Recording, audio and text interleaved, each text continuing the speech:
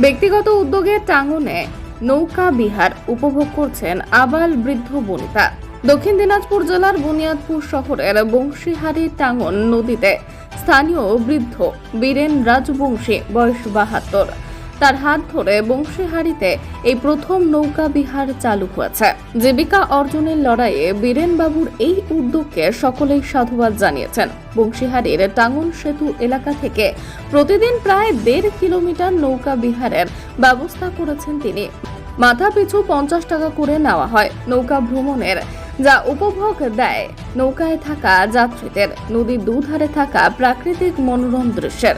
এবছর স্বাধীনতা দিবস থেকে তিনি এই নৌকা ভ্রমণের ব্যবস্থা শুরু করেছেন মাথা পিছু ৫০ টাকার বিনিময়। তিনি জানান, আমি আগে কাঠমিস্ত্রির কাজ করে সংসার চালাতাম। ছেলে মেয়ে তো আর কেউ দেখে না, তাই এই বয়স হয়ে যাওয়ায় কাজ করতে পারি না। সেই জন্য বার্ধক্য ভাতার কিছু টাকা জমিয়ে অন্যের কাছ থেকে ধার করে প্রায় ৮০,০০০ টাকা জোগাড় করে তা দিয়েই এই যন্ত্রচালিত নৌকা বানিয়েছি।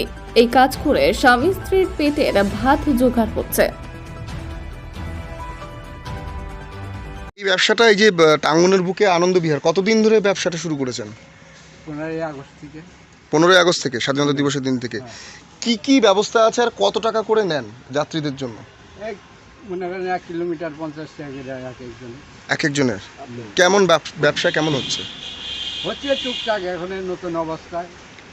হঠাৎ করে এই চিন্তা ভাবনা কেন?